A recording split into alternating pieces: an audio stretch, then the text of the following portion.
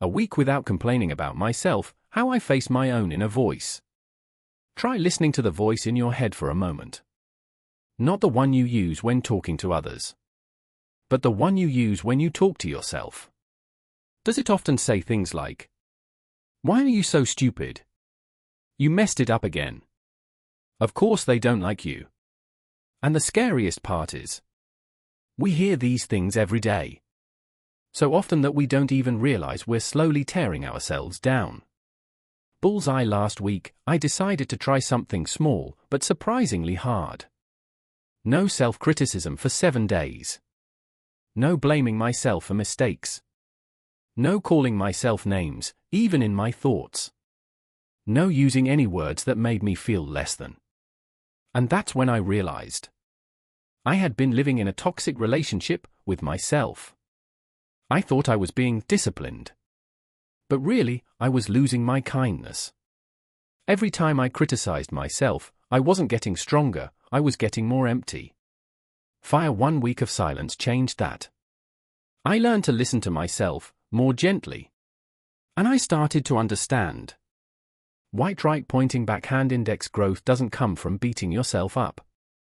It comes from walking with yourself, even on your worst days. Pushpin. In this video, I'll share what happened during those 7 days. The moments I wanted to scream but chose silence instead. The thoughts I never realized I had. And the surprising lesson? Self-love isn't a slogan. It's a choice you make every single day.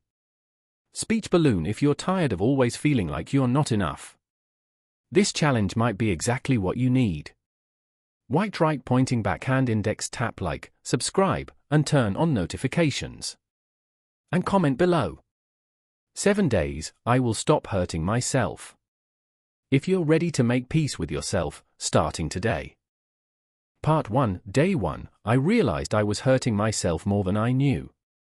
I started this challenge on a pretty normal morning. Nothing dramatic. I had just woken up, making coffee, and, as usual, spilled a glass of water on the floor. And instantly, before I could even think, I heard myself mutter, "Ua, you're so clumsy. Can you do anything right?" Then I paused. Because I remembered, I was in the middle of my challenge. 7 days without complaining about myself. But that wasn't the only moment. From morning to noon, I caught myself silently criticizing myself in dozens of tiny situations. When I wrote the wrong sentence in an email. When I replied to a message a bit late. When a conversation during a meeting didn't go smoothly. And every single time, I judged myself harshly, even though no one else did. Bullseye. That's when I realized something powerful. No one else needs to hurt me. I've been doing it to myself for years. I used to call it discipline, or high standards, or being a perfectionist.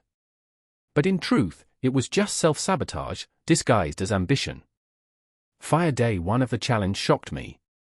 Not because I said anything negative out loud, but because I finally noticed how terrible I was to myself in my own thoughts. I used to think that self-criticism would help me grow. But all it did was drain my confidence and my sense of worth.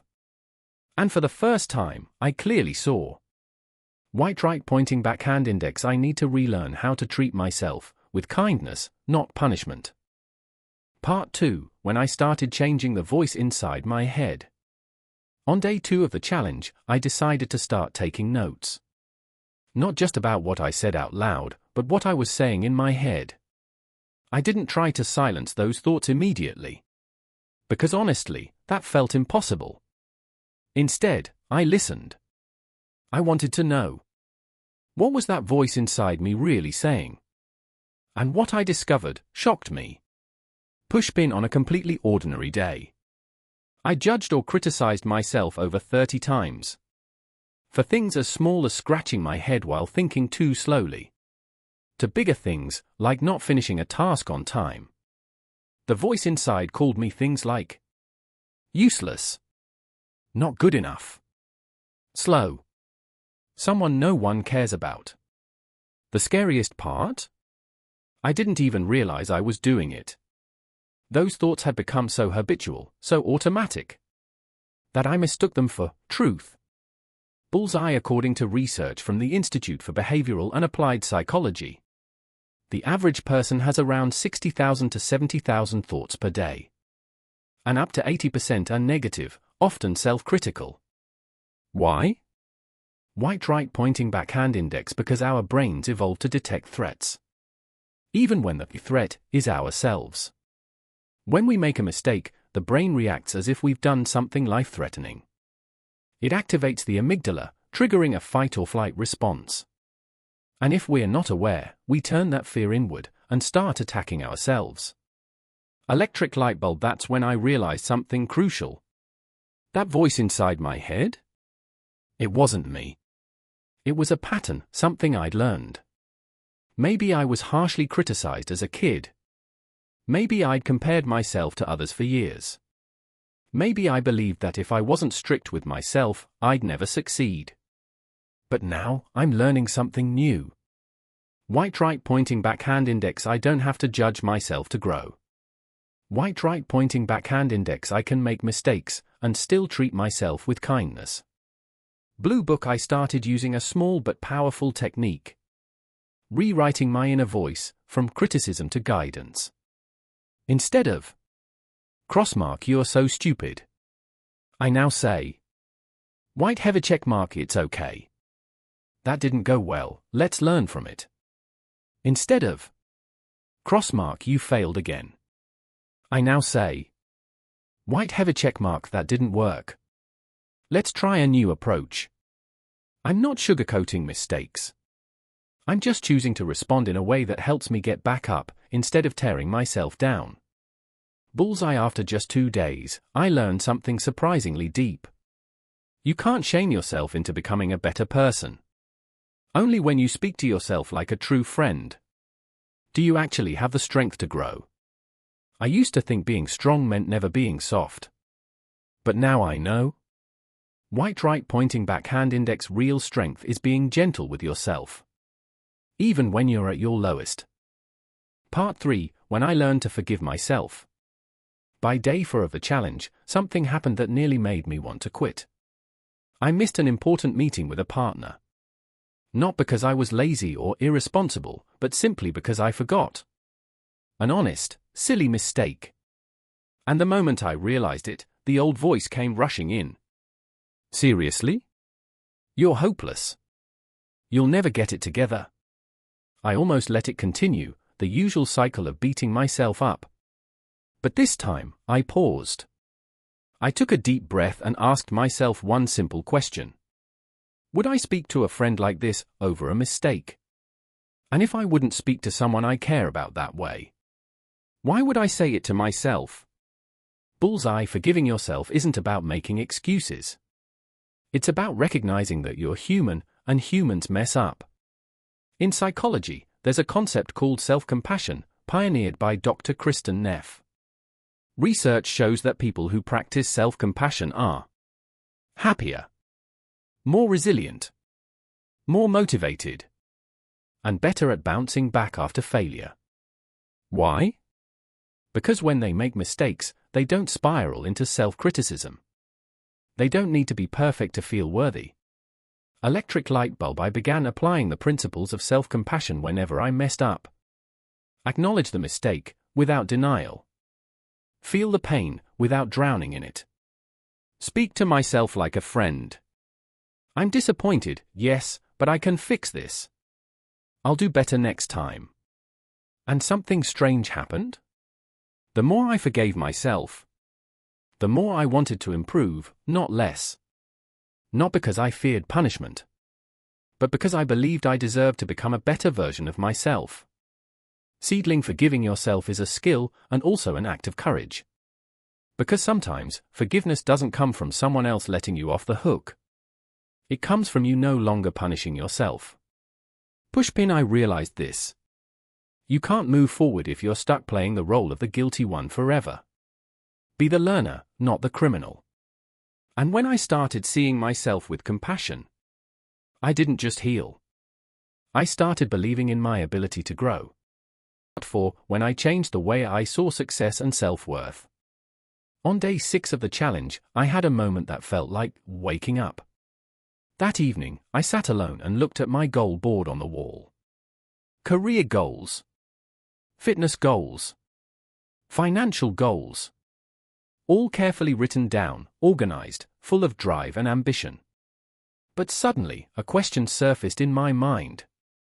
Why is it that no matter how many goals I hit, I still don't feel like I'm enough?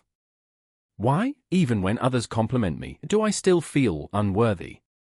I started looking back on past achievements. Good grades, recognition, a good job, but all I could remember was, I could have done more. I should have done better. I'm still behind everyone else. And then it hit me, a quiet but painful realization. White right pointing backhand index. I had never truly allowed myself to feel good enough. According to researcher Brené Brown, this feeling of not enough often has little to do with our actual capabilities, and more to do with distorted expectations and constant comparison.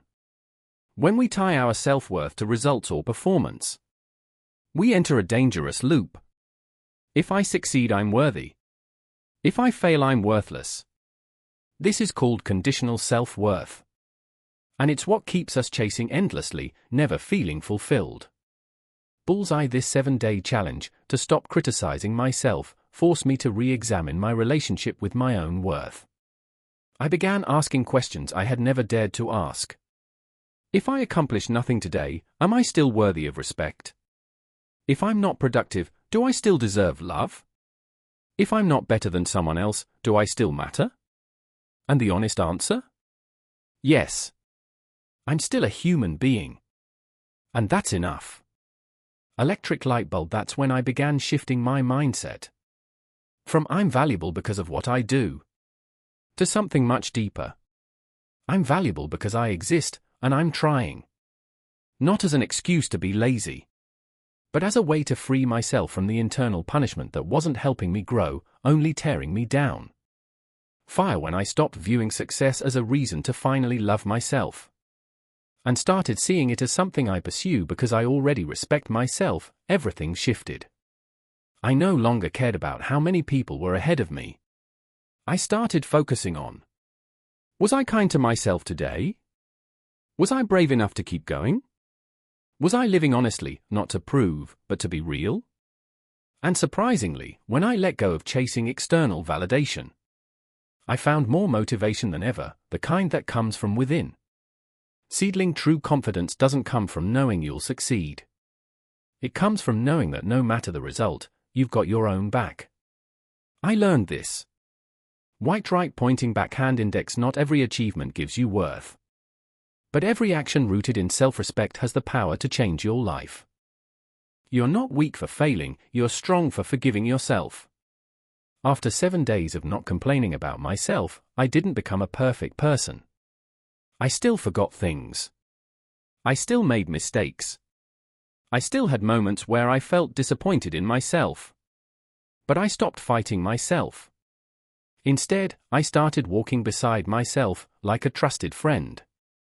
I no longer let the quiet voice of criticism dictate my mood, my energy, or my self-worth.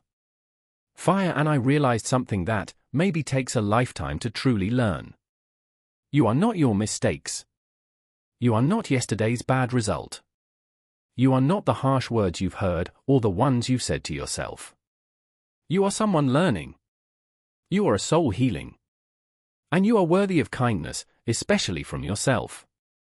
Electric light bulb. If you've ever thought, I'm not good enough, I always mess things up, I don't deserve love, pause for a second and ask yourself, would I ever say this to a close friend? If not, then why say it to yourself? Try giving yourself 7 days. Not to judge, but to listen, to heal, to slowly rebuild the trust within. Seedling. Remember, discipline may get you results, but compassion is what makes them last. No one truly grows when they live in fear or self-hatred. But when you learn to speak to yourself with empathy, you don't just change how you live. You change your entire relationship with life. Speech balloon if you've ever been too hard on yourself. Leave a comment below. I will be kind to myself. Let it be a reminder to you and a spark of strength for someone else who needs it. Thumbs up sign and if this video resonated with you. Please like, subscribe, and turn on notifications. Because each week, I'll be sharing real journeys, real challenges, and hopefully, real transformation.